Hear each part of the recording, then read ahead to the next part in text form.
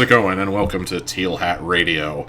And if I'm going to be entirely honest with you, I'm not going to tease you about this. I'm not going to make a big tease about a big announcement towards the end of this podcast, because I hate people who do that.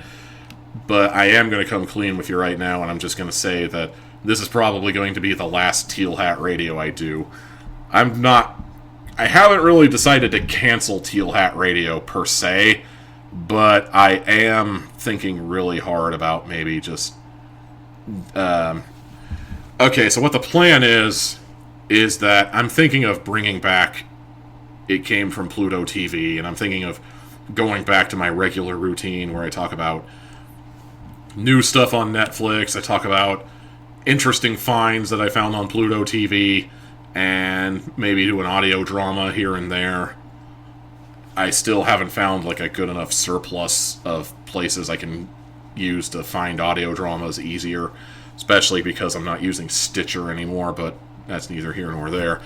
I'm going to be bringing the channel back to normal, which basically means that this podcast is going to be gone for a while.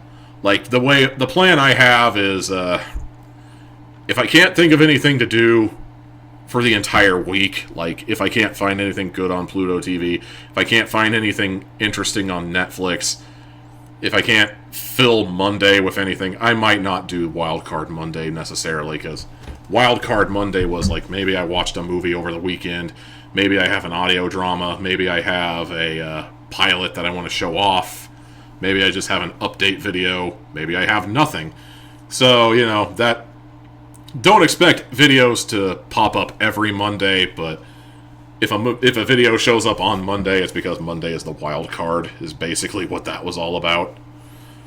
But in any case, I'm going to be bringing the channel back, and Teal Hat Radio is probably, if I can't think of anything to fill the week with, I'm going to be doing... excuse me, sorry. That one would not stay down.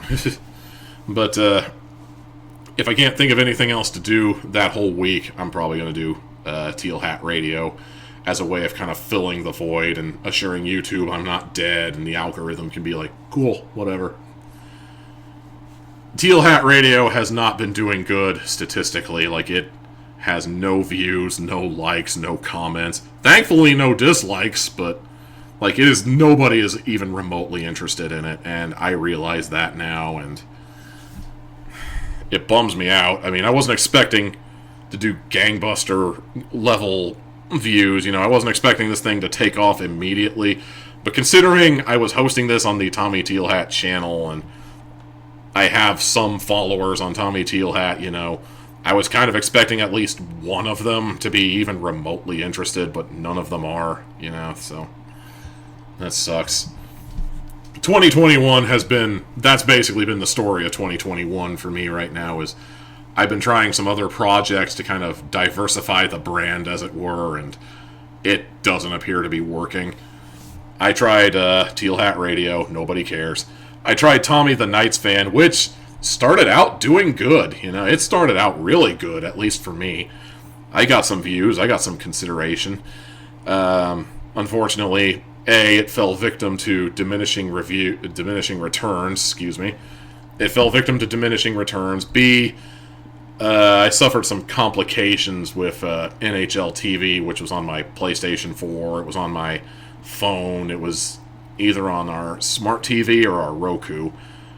Although, frankly, if we have a smart TV, why do we have a Roku? Never did figure that one out, but whatever. Sometimes you can get things on the Roku that aren't available on a smart TV, I guess. But right now, we seem to get everything just fine, so... I digress. That's a topic for later. But, it was an app that I used, and I watched all my hockey, followed the Golden Knights, go team. Then I noticed that stopped working. It went down, and they kept saying, it's temporarily unavailable, come back later. Well, it's been temporarily unavailable for the last month and a half. What the fuck is going on there? And the only theory I have is NBC Sports is going under, and they're kind of shuffling around the rights to who gets the rights to broadcast NHL games. And last I heard, it was the USA Network, but I've also heard tale that ESPN might be picking up some of the slack in that department, so you get some hockey on ESPN, and hopefully you get more than St. Louis Blues games out here in the middle of fucking nowhere, Missouri, but I digress. So that ended up being another factor. And third and finally, the way that COVID-19 has affected the NHL with empty arena games and whatnot. One of the ideas they had that they've been putting in place this season is that we're going to be doing series. So for like an entire week, Vegas is going to play Miami. Not Miami. Who has the Ducks? Anaheim, yeah. Who has the Ducks, says the guy who watches hockey for fun. Are you sure you're a hockey nut? I don't think you're a hockey nut, you dumbass. But yeah, it's like, for a whole week, every hockey game is going to be Vegas versus Anaheim. And then the next week it's going to be Vegas versus Arizona. And then the next week is going to be Vegas versus St. Louis. And it's like, you know, when there was like variety in the games, like when one week was going to consist of Knights versus Capitals, Knights versus Sharks, Knights versus Lightning, not Thunder. That's a different league. The Lightning, you know, etc., etc. When the teams' matchups were more varied, I think I could have gotten more material out of it. But when we're doing this series, when we're doing this, where like an entire week they're going to play the St. Louis Blues for 4 straight games, I couldn't really find a whole lot of material.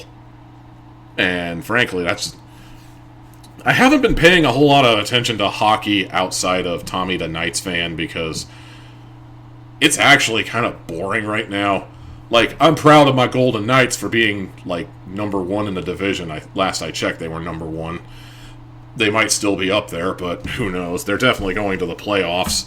And I'm proud of my boys for it, but the way this works is it's actually kind of boring, you know? It's boring to watch. It's kind of boring to talk about. I could never understand why baseball fans like this, you know? Because this is more commonly seen in baseball, where, like, for an entire week, the Royals will play the Cardinals, and then the Royals will play the Rockets next week. Wait, is it the Rockets? I think Houston's the Rockets in baseball. I don't follow baseball that much, in my defense, so you can make fun of me for hockey, but I will state for the record I don't follow baseball. So the only thing I know is we cheer. The only thing I know is we cheer for the Royals on one side, and then we cheer for the Cardinals on the other side, because that's where I am geographically. But in any case, that's just the situation, you know. There's just so many factors that led to me basically just closing down Tommy the Knights fan. And, you know, these are the projects I was able to get off the ground, you know. These were the projects that I was proud of and I wanted to share with the world. I had plans for a couple of video essays. None of them could even get off the ground, man, because first of all, finding footage for them was a real ordeal. Like, trying to find video footage of the episode I wanted to talk about ended up being kind of a problem because, well, YouTube is the way it is, and I couldn't think of any other places that you could get TV episodes and then you could just edit them around and you can make your own video, you know. You could make, like, a Phalus caliber recap of an episode like he's been doing with Teenage Mutant Ninja Turtles and the Next Mutation. I couldn't do anything like that because I could never find the episode I wanted, at least on YouTube. And I don't trust a lot of other places because other places seem like the kind of place where, like, the moment you click the download link, you're welcoming some computer-destroying virus onto your machine and is going to fuck everything up, and I don't want that. I don't want that at all for my PC. I don't, you know, so there's no legit place I could think of to download certain episodes, and I definitely do not want to buy an entire box set of DVDs just so I can go in and find one episode and then rip the episode and then I never use those DVDs again. It's like, I mean, DVDs are cheap now, but even then, I don't want to waste money on something I'm only going to use once and then probably going to donate to secondhand stores, you know, vintage stock, half-price books. maybe some other places outside of the state of Missouri. But I just don't want to waste that kind of money on something that's not even going to be that.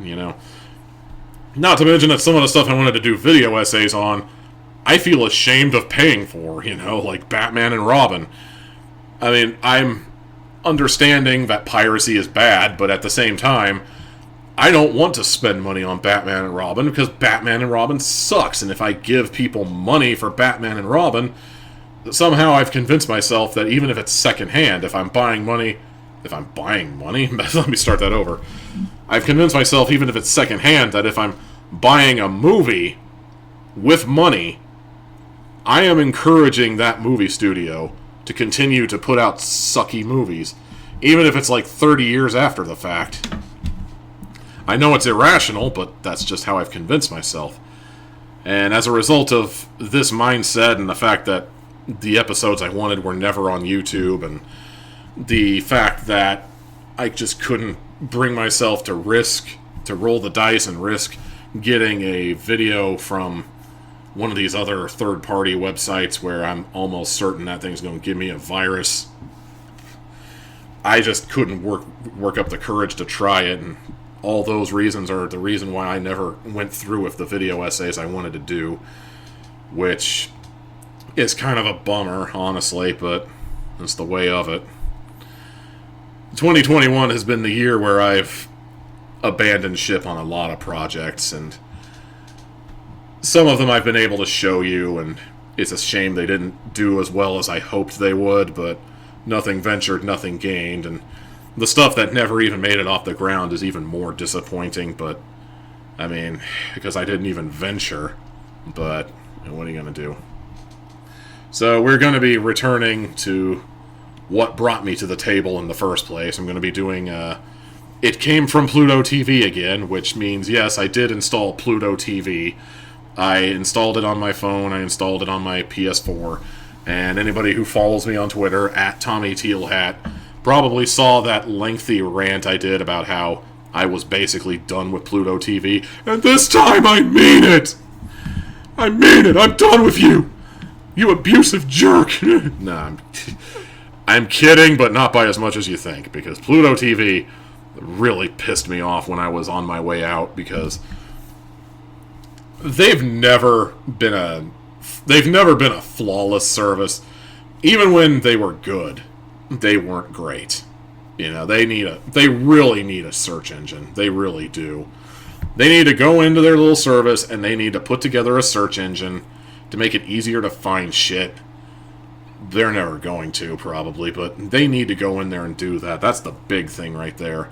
But suppose you don't care, Some of the movies didn't work, but I think a lot of that had to do with the fact that they were removed from the service, but they forgot to update the web page or something, I don't know. They forgot to update the app to let the app know that these aren't accessible anymore. Of course, they were probably just going to make them accessible again a month later. I've seen them do it, but in any case... in any case, there was plenty of other stuff wrong with Pluto TV, like if you're using TalkBack and you try skimming through archives of videos or movies or TV shows and whatnot, you'd have to actually open the thing to see what it is. And playing with Pluto TV now, I see they fixed that. Thank you. At least they did that much. But back then, if you just pressed if you just tapped the box art, I guess, for lack of a better term, if you tap the box art of the movie, it would just say unlabeled, unlabeled, unlabeled. And why am I pantomiming typing on a smartphone when you're listening to this? You can't see me. But all the same, they fixed that, but that was one of the issues that drove me away from Pluto TV. And perhaps the big one, the one that really pissed me off, was after getting accustomed to the layout of Pluto TV. They had all their channels laid out, and I figured out which ones I liked and which ones I didn't like, and everything is hunky-dory. Well, they decided to change up the order of all the channels, And they've taken away channels, they've added channels, and sometimes it bummed me out, sometimes it didn't, but, it never really bothered me a whole lot. I got pissed when they took RT America off their news channels and basically replaced it with OAN. Like, I noticed RT America went off their news channel section, and then I noticed OAN showed up on there, and I felt genuinely pissed off about that. But what I hated was they changed all of the channels. Like, none of the numbers I had memorized went to the same channels anymore. Like, Comedy Central was like 411, and now it's in the 460s, I think. One channel that was in the, like, high 100s is now all the way up in the... I have a text message. In the high 100s is now in the low 700s, you know, stuff like that. It's like, all the channels got flip-flopped, turned around, and it pissed me off so much. I said, you know what? Fuck this, I'm done. So I tried to move on, and because I don't have Pluto TV anymore, I canceled It Came From Pluto TV, and at the time, it didn't have the best ratings anyway. Like, it had, like, the worst views out of anything I was doing at the time, so I felt no harm, and I felt there was no harm in canceling it. But now that everything is doing absolutely terrible on my channel, I think that a return to the basics is what we need. And as long as I'm reinstalling Pluto TV, I could probably look through the movies and see if there's anything worth talking about. And as a matter of fact, I found several things that might be worth talking about in an It Came From Pluto TV review. I'm not going to say what they are just yet. You're just going to have to tune into the YouTube channel over here at Tommy Teal Hat, and you're going to have to see what I come up with. But suffice to say, It Came From Pluto TV is coming back, and I hope you're looking forward to that. I'm also hoping to talk about some new Netflix stuff, although outside of maybe The Irregulars, I haven't really had a whole lot of success finding anything to talk about on Netflix this week. Next week we'll see, but I haven't really had a whole lot there. And that's just really all there is. I have been meaning to do an audio drama review for a while. There's an audio drama I was listening to for the longest time called Exoplanetary. Maybe this week will be the week I actually do the audio drama review if I can't find anything on Netflix. Sound like a plan? Why am I asking you? I'll tell you what you can do. Leave a comment if that sounds like a plan. You're not going to leave a comment. You're not even listening to this episode. So that's basically what's been going on in my life right now, and I hope that you enjoy this latest episode of Teal Hat Radio as it comes up. So let's get into the topics of discussion, shall we? So first up on my list of topics to talk about, this is the most recent thing I added as of yesterday, but I guess Bill Maher managed to piss off the universe by saying that, this isn't an exact quote here, but apparently he said something about how, you know, I don't expect to go out of the movie theater whistling, but God, I wish Hollywood would make something that was a little more escapist and wasn't so fucking depressing.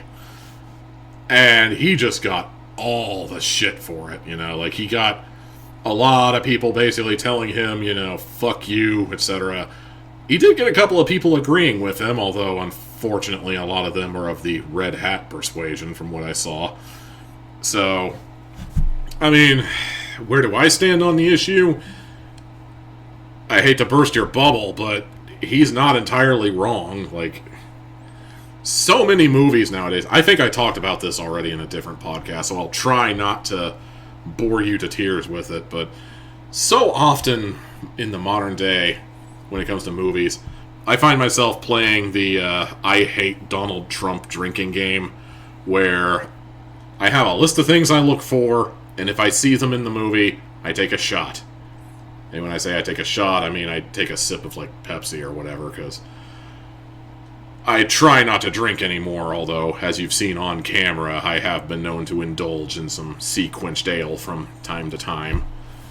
Especially if I think it would make for a funny presentation, but for the most part, I'm trying to quit that shit. But I digress. You know, I play the drinking game. You know, if the villain is a stand-in for Donald Trump or is some sort of allegory for Donald Trump's politics, take a shot. If the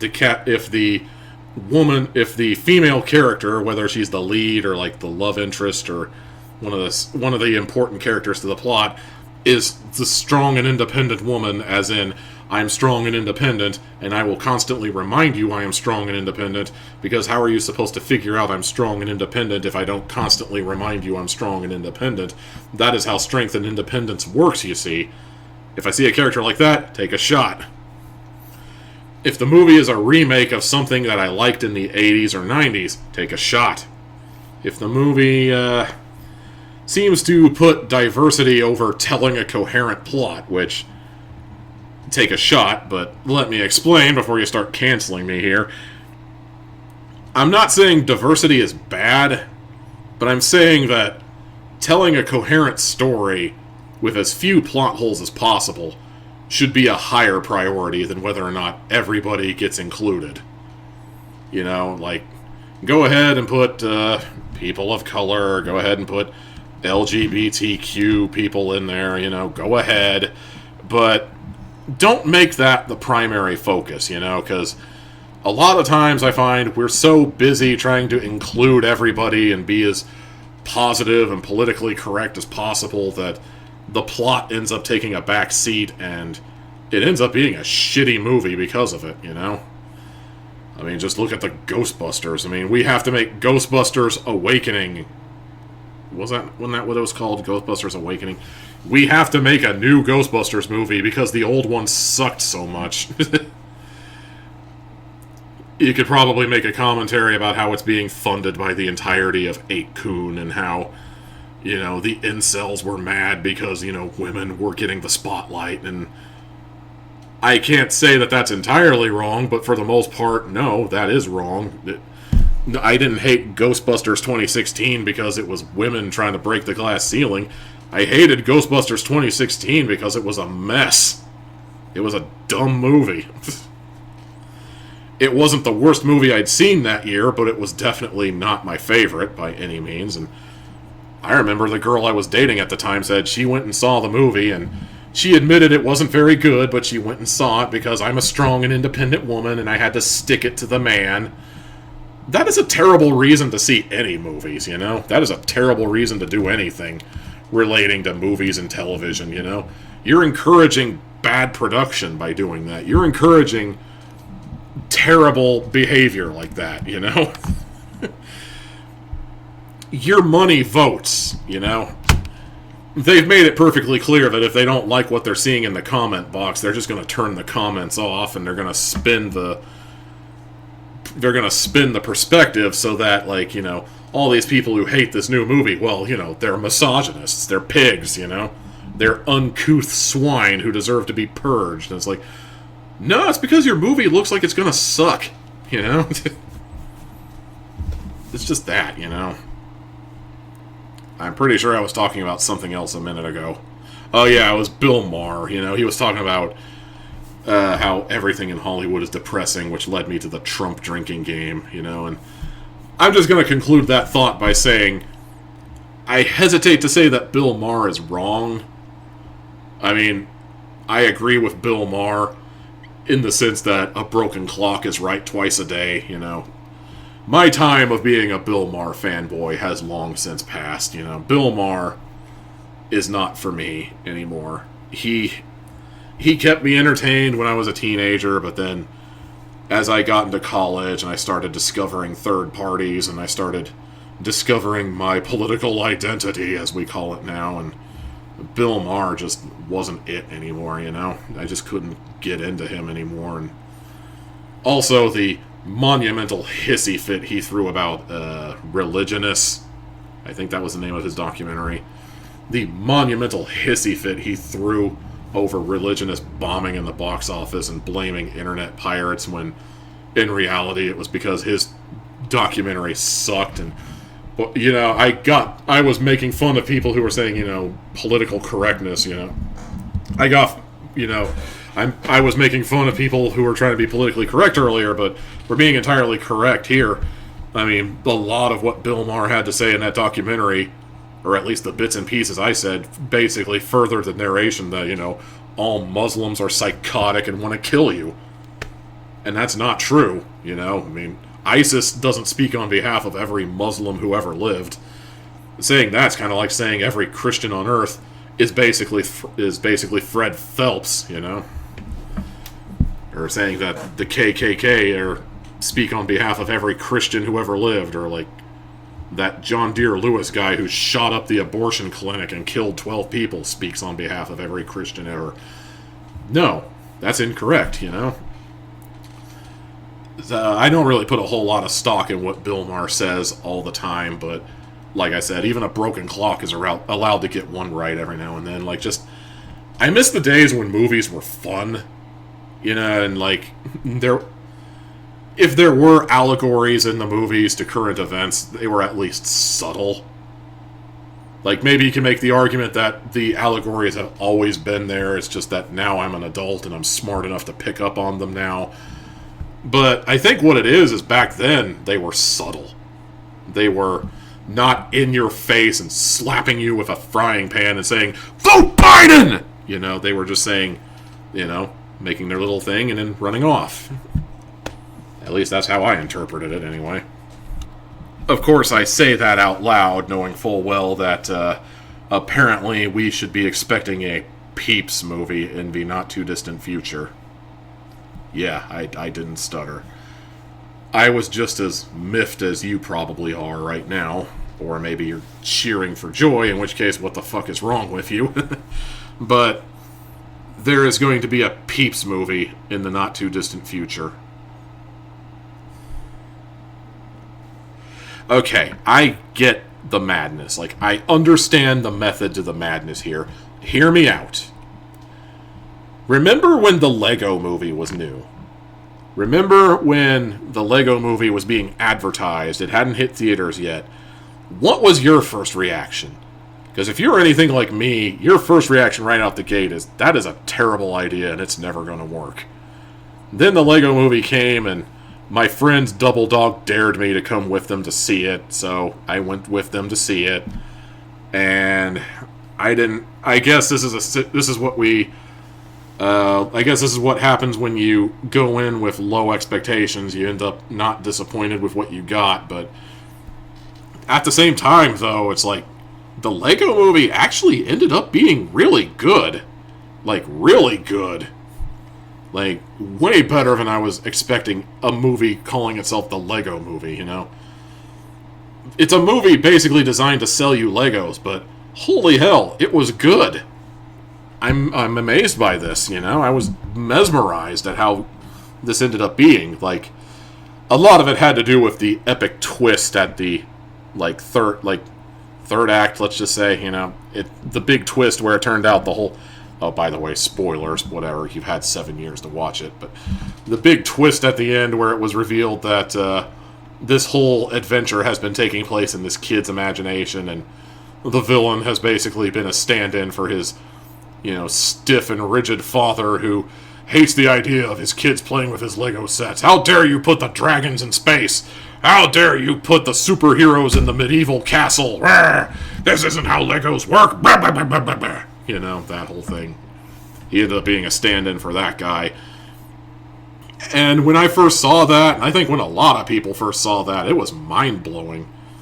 Admittedly, when the Lego Movie 2 came around, it was a little more obvious that something like this was going to happen again. Like, they were going to do the epic plot twist where it ended up cutting to the real world, and we ended up seeing what Armageddon was, and it turned out Armageddon is Our Mom-ageddon.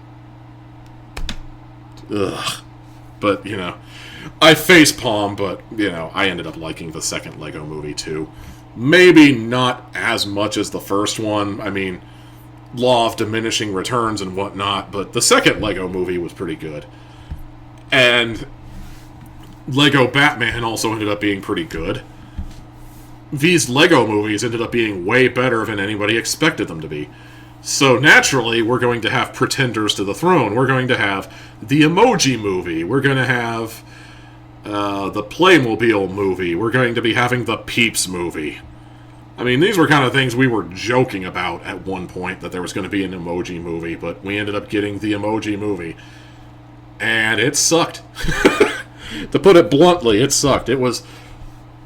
The common criticism I've heard is it is basically a 2-hour-long commercial. And that is very accurate. I haven't seen the Playmobil movie, but I can't imagine it being any good. It's even for its demographic, it can't possibly be any good. And now we're going to be getting a Peeps movie because nobody is capable of learning their lesson in this day and age. And I guess we were already working on it when the Emoji movie or when the Playmobil movie was being made, so we have to put it out there now. I mean, worst case scenario, it flops and our entire studio goes bankrupt and we can never sell Peeps as long as we live. We're going to have to start donating them to Pepsi. Dump the Peeps in the Pepsi. Oh, man. I love Pepsi, and I've loved a lot of flavors that a lot of people hated, you know. I was like the one guy in the entirety of school who liked Pepsi 1. It was the closest thing to Diet Pepsi I would drink. I still say up and down it didn't taste exactly like Diet, but it basically tastes like Pepsi Max, if that makes any sense. You know, Pepsi Max. Do they even still make Pepsi Max? I don't think they do, but in any case, Pepsi Max is one of those things where in small doses it's good. If you're going to buy an entire 12-pack, it's going to wear thin after a while, but you know, in like 20-ounce bottle, like you buy a 20-ounce bottle when you go grocery shopping, you drink it, fine, whatever. Cherry Pepsi, great. Vanilla Pepsi is hands down my favorite. I love vanilla Pepsi. I loved Pepsi Twist, the Pepsi with lemon. I love that. Pepsi Fire was pretty good. Like, that's one of those things I would drink a little more sparingly. But, you know, Cinnamon Pepsi was pretty good. I like that one. Pepsi Blue, I think I was the one person who liked it.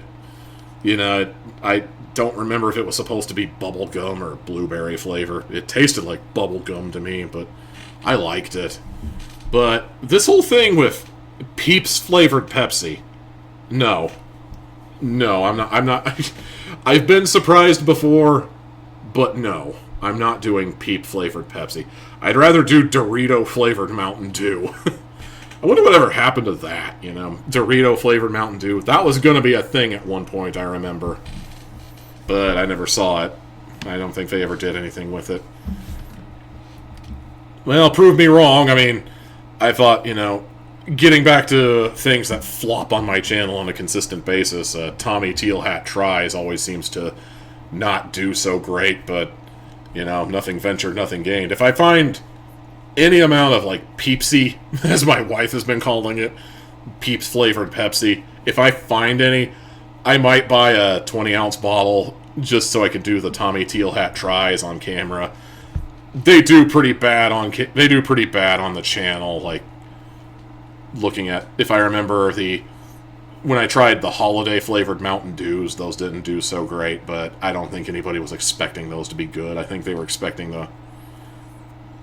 think anybody was expecting the flavored Mountain Dews to be terrible. I think they were expecting them to be good, and I don't think they're expecting Peeps flavored Pepsi to be good, so prepare to be pissed off when they say, hey, man, this Pepsi's actually pretty good, and in the comment box it's like, fuck you, man! I'm babbling. Let me see what else we got to talk about here. Yes, and the big topic of the week, the one that's been all over Twitter. I forgot about this until I looked at my notes just now. Can you set a horror film in space? It is absurd how much coverage this has been getting. But then you have to remember that Twitter is a toxic waste dump where the stupidest shit floats and the meaningful conversation sinks to the bottom and absorbs the most sludge, so of course this would end up being on Twitter. Jesus Christ, why did I ever want a Twitter account? But at the same time, is like, I don't remember who started this debate, but they insisted that Alien was not a horror movie because it's in outer space. And if it's in outer space, it can't be a horror movie. It can't be a horror movie because it's set in outer space. Bullshit, you know? As somebody who was a connoisseur of horror movies for the longest time, like my high school years, most of my college years, pretty much a lot of my 20s, I loved horror. I kind of fell out of horror when I noticed ghosty, ghouly, Ouija board shit was starting to become the new normal for horror, but all the same, I loved horror movies, and speaking as a connoisseur of horror movies, you can really make a horror movie out of anything if you try hard enough, you know?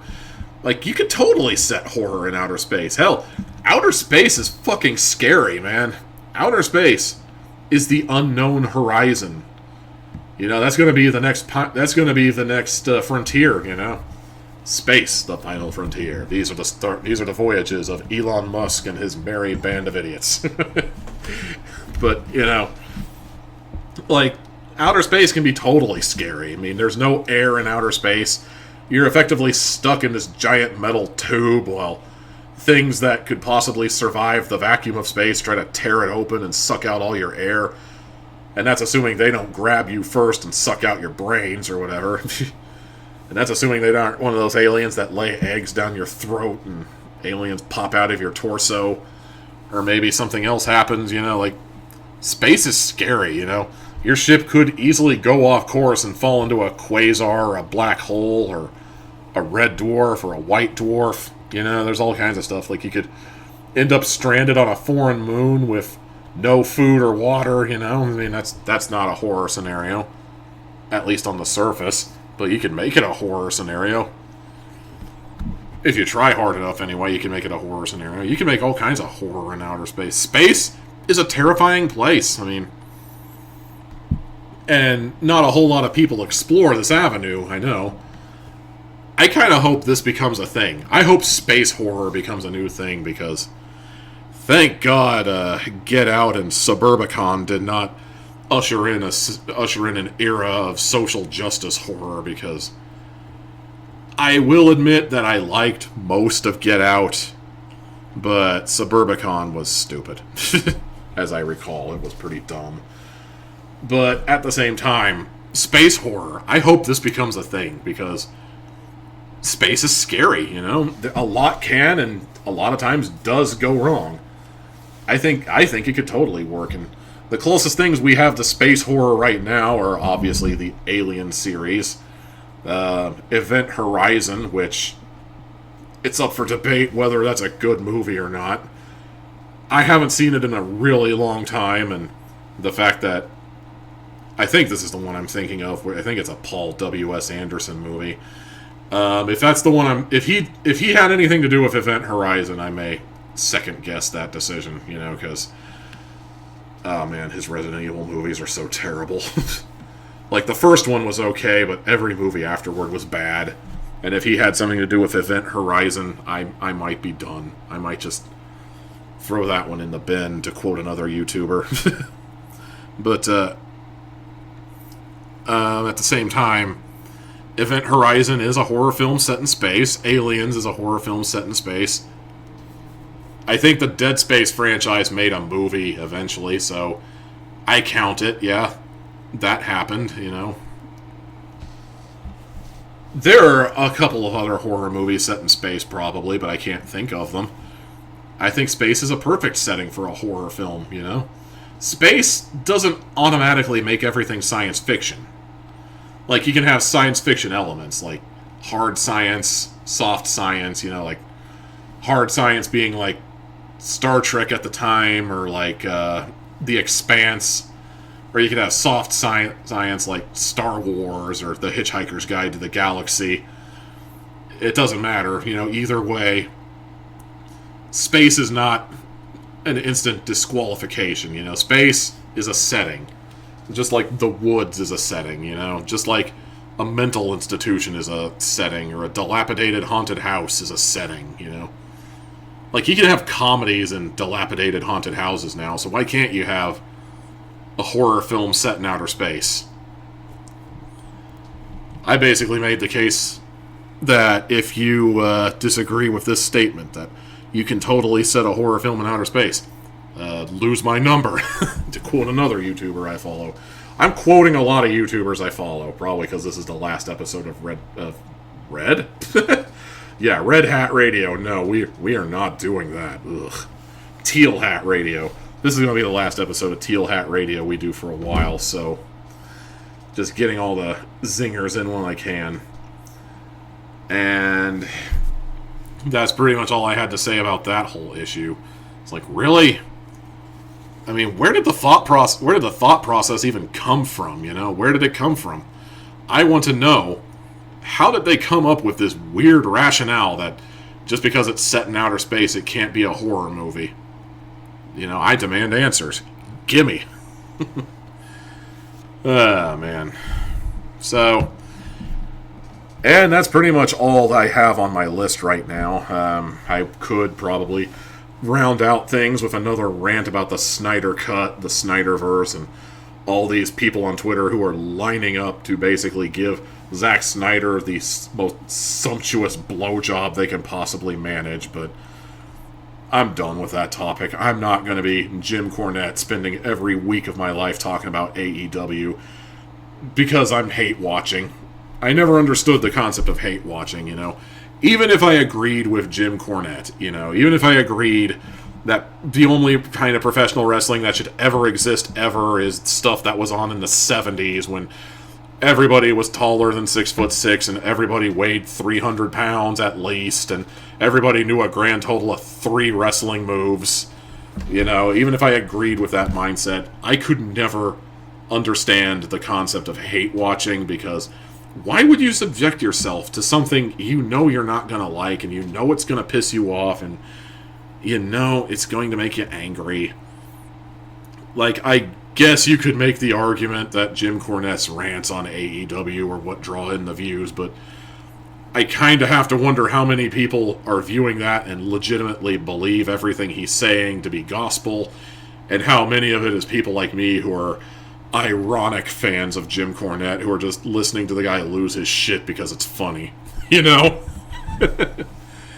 But I digress. I'm not trying to invite the wrath of the cult of Cornette, That's the last thing I want to do. But at the same time, I'm done with the Snyder Cut. I'm done with the Snyderverse. I'm tired of talking about it. Shut up.